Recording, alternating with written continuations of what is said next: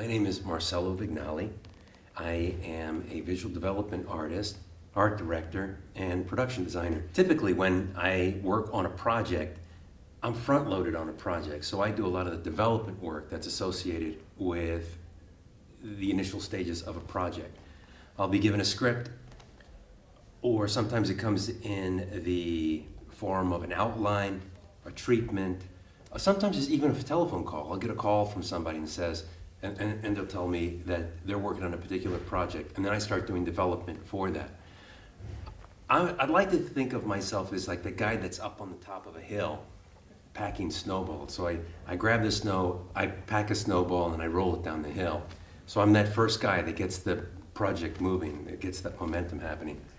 As the project continues to develop, it starts to go down the hill, and more people start to add to that process, and then it just gets bigger and bigger and bigger as it gets towards the final destination, its ultimate objective. And hopefully we'll have a smashing success. But I'm front-loaded at that stage, so I really kind of start the process in a visual sense. Sometimes they come in the form of ideas or script, but it's usually an abstract form, either an idea or a written form. But I'm one of the people that starts to put this into visuals, and that's why they usually have me on the front end of a project. The reason I'm front-loaded on projects is because my skills are really varied. When I started out in the industry, I started out doing some storyboard, cleanup work, then it progressed into the character design. From then it went into character color. I did background designs. So I've done so many different stages of animation. That's why they like to have me on the front end of a project, because I can draw characters, backgrounds, paint them, and also create a visual styling for a film. Typically in animation, because it's a collaborative process, they always try to have people in individual jobs. You know, this person is an animator, this person is an in-betweener, or this person is a character TD. So they have individual jobs that they do.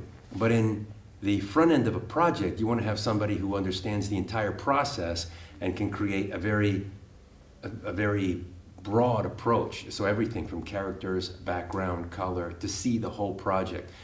You need someone at the front end of a project that can visualize what it's going to look like on the screen and then try to hit that from the very beginning, because I lay out a roadmap for where everybody goes. Once I do that, once I create a look and everybody starts coming on board, executives, etc., the director, and they start saying, yes, this is what our project is going to look like, then the role changes and it goes from visual development, it goes into pre-production. And sometimes I'll follow a project on that process. We go from visual development, pre-production, and then from pre-production, we move into production. So pre-production is all the, putting together the packets that we're going to be creating, and production is when we're just getting that whole process rolling. There's interaction with the models. Someone will design something in CG and they'll bring it over to me, and I'll actually make corrections, and then it's a very collaborative process at that point. And at that point, because sometimes people ask me, they say, do you like working in visual development more than production, or production more than visual development? And I think the expectation is that people think that I'm going to say that it's visual development, because there are no rules. You're in the process of making the rules up. The sky could be blue, it could be orange, it could be whatever it is that you want it to be. And I think it's really wonderful, because that process is very liberating. That's sort of, it could be anything, and there's a time when you really get to let go. But the problem with working in visual development is that sometimes, especially for a long period of time, is that you're not making definitive decisions. But once you go into pre-production and once you go into production, you're making definite decisions about what the project's going to look like. You say, this is what it's going to look like. This is how it's going to look. This is what color it's going to be. And there's something really satisfying to have that process start out in visual development. And then as it progresses, you get into the part of the project where you get to make all those decisions and finalize what something is going to look like. So I think that both are a lot of fun, and both can be very rewarding. And I like that I get to follow a project through, and especially at Sony, given an opportunity not just to work in a department like visual development, but to be able to take that and then follow it all the way through it. Take a project and work all the way through. So it goes from pre-production, or visual development, pre-production, and then production. Yes, but the thing is that is my job. That is my job. That's part of the job requirement, to create something out of nothing, to put down those first ideas. I'll take a script and I'll start reading the script, and I start getting visuals in my mind. I start seeing a film, not the whole thing, but I start seeing snippets of the film start coming together, and I'll get these impressions of things. And I take them and I jot them down in visual notes. So I'm making little doodles on the side of my script as I'm reading. And I'll go and do another doodle, and I'll do another doodle. As I read, I get these images, and I realize that not everybody has the capacity for that. That's what starts the process. I love that process, but I understand that that's my job, is to put down those visuals. There's an interesting thing. And this is something that I've noticed on the side note of what happens in that process. Sometimes we come together, we have a meeting, they're talking about what it is that they want, and it seems like everyone's on a different page about a particular project. If there's 10 people in the room, there are 10 different ideas about what this place could look like. I'll start doing some designs. I'll do some visual development, and that visual development goes up on the board. And sometimes, most frequently, those ideas will be rejected because, like, no, we really have to do more exploration. And a month later, we're back exactly at those original drawings that I did. And it used to sort of, I wouldn't say upset me, but certainly it was a process a little frustrating, thinking like, well, for goodness sakes, we were here a month ago. Why didn't we just go in that direction? But I realized that that is actually part of the process, because what happens is when I put my visuals down, this is the first time that visuals are starting to be created for a project. And we put those up on the wall. At this point now, different people are all coming together, and they're starting to unify behind a particular visual style or the creation for characters, or seeing them for the first time. And it takes a little bit of time for everyone to acclimate. And then everybody starts getting on the same page about what the project could be. And what I ended up realizing was that what a lot of people see as frustration isn't really frustration, it's just part of the process, because you're trying to coalesce everybody into the same vision. Towards the end of the project, and this is, for me, the sort of funny, the irony of this, that you're in the process of making sure that the executives are coming on board, and that the director is liking what it is that you're doing, and that we're all telling the same story. And then I create the packages, which are, as the role of production designer or art director, you create a visual package that goes out to the rest of the team, tells everybody how to do the job. These are the rules of the universe. This is the rule of design. So I've created this package. Everybody's working together, and I give the talk over to the story artists. The story artists are thinking how they can storyboard this to create that look. I give it to the matte painters. I give it to all these different disciplines. Everybody's starting to work together, so everybody's starting to coalesce behind the project. And at the one point that you understand the project and that everybody understands the project is when it's over. And that's sort of the thing. It's like you look and you say, well, gosh, I wish we had this clarity earlier, but it's just part of the process. And I think that when audiences finally see something, they go in with a blank slate, and then they leave just 2 hours later, and they understand what it is that you did. And sometimes it takes 2, 3 years. In other cases, it could take as many as 8, 10 years. That process can be sort of tricky in that regard, where you're working on something, you're doing different designs. Every time I draw something, every time I complete a drawing, hopefully, I think that I'm one step closer. I think, oh yes, I finished this drawing, we're there. I've done it. I've created the look for the film. A lot of times the director will come up and say, no, we can change this, or we can do this, or we can push this, or manipulate that. And there's always a level of frustration. I think part of being good at what it is that you do is that you have to care. And every drawing that I do, I'm emotionally involved with this drawing, because I put so much of myself into it. That when these things are rejected, that sometimes that can be, it's a personal hurt that an artist feels when something is rejected. But I always take that as a challenge. Like, okay, well, I didn't hit the target. I have to try harder or move in a different direction. And that's what I do. And I always accept that challenge to do just that, to try and get a little closer. But one of the things I found is that in animation, sometimes you're looking through a book and you say, wow, that's a gorgeous design. That is fantastic. That was the better design. But what I've come to discover is that in animation, it's not about how good the design is. It's not about how good some of the drawing can be. What is important is that whether or not you're telling the story. And when I read a script, I always think about, where am I in the story? Every assignment that I get, I'll ask the director, where am I in the story? And the director will tell me, okay, at this point, the character is at his lowest point. At this point, the character thinks that all hope is lost. And now I know how to design that set. Because it could be anything, it could be a warehouse. But if it's a warehouse and the character is happy, there's one way that I'm going to design it, because I have to hit that target. And I realize it's not about who does the best drawing, and it's not about who has the best designs or the prettiest designs. Sometimes you have that philosophy is much more akin to computer gaming, where you try to create interesting sets because you know people are going to spend a lot of time there. But animation is like that. Animation is all about storytelling. So more than just designing a set, I have to know where I am in the story so that I can design to that point.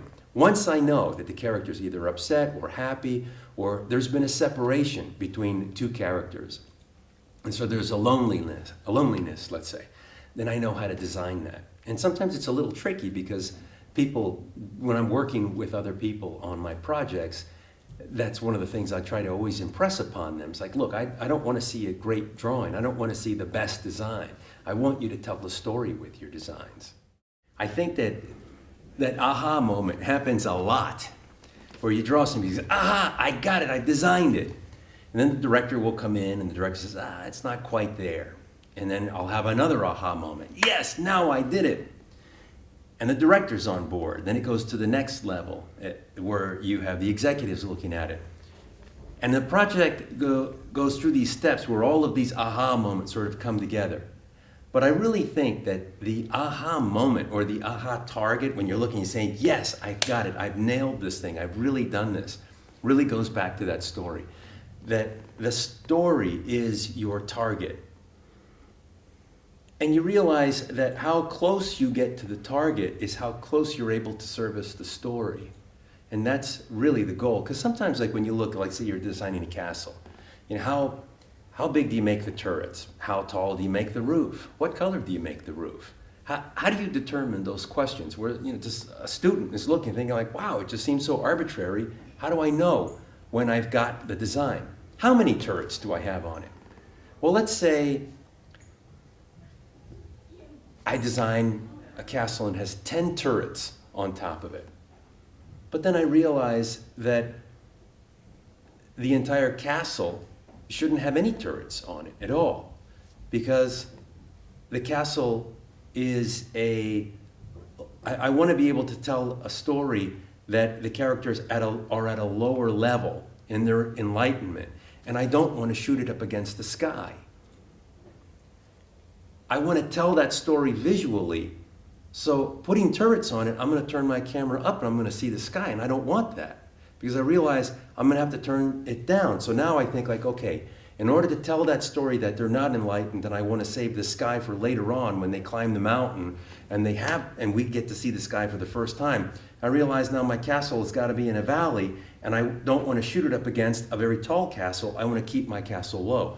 That's my decision. That's when I start thinking about how my design is going to service the castle.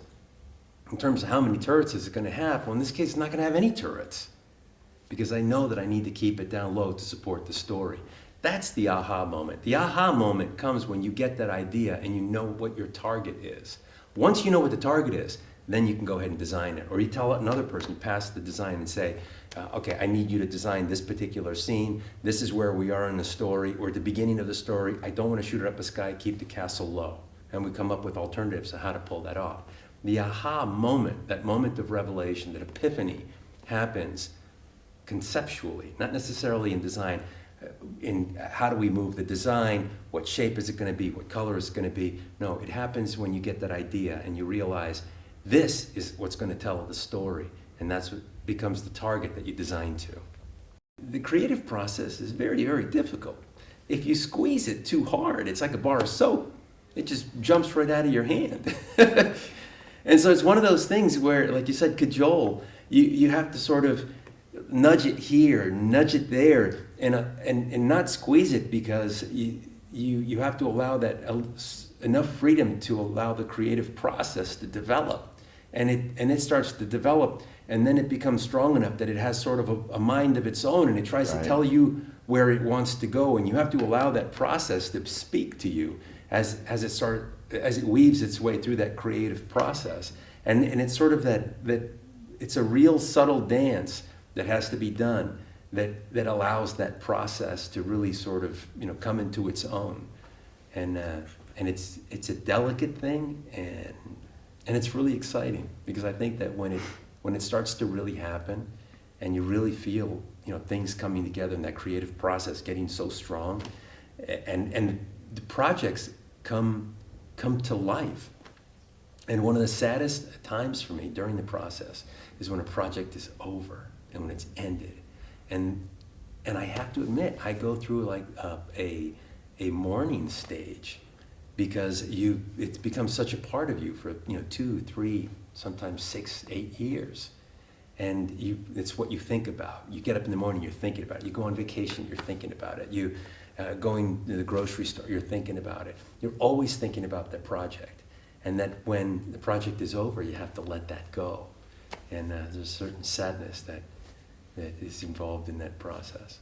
One of the things about animation, and I always tell people that you have to know yourself when you want to work in animation. Because animation is a team sport, you have to know that you're going to be interacting with other people, and that you're part of a process. You have to understand not only that you're part of a process, but where you fit in the process. Doing visual development, you fit in the process that you're at the beginning stages, conceptualizing, creating visuals that get the momentum going, get the story going. Sometimes it'll happen without me. Let's say once the story takes off, I stay in visual development, start to develop another idea, and then another team comes in, takes the visual development that I did, and proceeds with the project. But for myself, that when I become part of that process, my role changes, but it becomes one of an instructor almost, because what I do is, as an art director or as a visual or as a production designer, I create the production packet that tells everyone how it's going to be done. I create a packet for the visuals as we're going to see them, the rules of the universe, the rules of the design, like I said, and then that packet goes out to all the other people. When my artists that are on the team, they start doing the work, whether it's characters that they're painting, or whether it's the designs that they're drawing, or props that they're working on, I have to supervise all of that. So I'm working directly with my crew. I have to be very cognizant of what the director is saying, and pay really close attention to their words, and that when they're expressing something, because sometimes I meet with the director, sometimes the director is meeting with the team. But regardless, it's my responsibility to be the liaison between the director and the production crew. So we've already come up with an idea about what something's going to look like, and it's my job to supervise that. My job is to make sure that the director's vision gets to the screen. So I've already worked out what that language is going to be with the director. We've already come up with a production packet, and we are in agreement with that document. And that document becomes the Bible, so to say, that allows everyone to get on the same page. And like I said, and my job is to make sure that that happens. One of the things that happens, I think a tendency happens with some young people, is they'll come on the project and they're working on something, and I've given them the assignment. So I've talked it over with them. I told them what it is that the director is looking for, and perhaps sometimes I'll give them a rough sketch and they'll start working on it. And then I'll come back to them a day or two later, and they're not working on that. They're working on something similar, but they started to change it. But you have to be very clear at that point, because they have to, since it's a collaborative process, we're all working for an ultimate goal, and we can't have people that are running rogue. So I have to make sure that everybody stays on target. It's like, no, we have to get back to this part, because it's not about the best design. It's about what the director needs to tell that story, because the director's got the whole story in mind. Sometimes you're working on something and the director says that he wants a particular something, and you're not exactly sure how that fits in. It's like, boy, that's not how I envisioned it. But you have to trust your director, because the director sees the movie from beginning to end. And it could have been that they were in a conversation with the story artist 5 minutes before they were meeting with you, and he was kicking an idea around. So when he shows up at your office and you're talking about something, he's going to have that conversation in mind as well, and he's going to say, you know what? I know that we don't have this storyboarded. It's not in our boards. It's not in the script, but I've got an idea. How about if we, and you have to go with it, because he sees the whole project. And then also, I have to make sure that I am that liaison between the director and my crew, and make sure that my crew is able to give the director what he needs.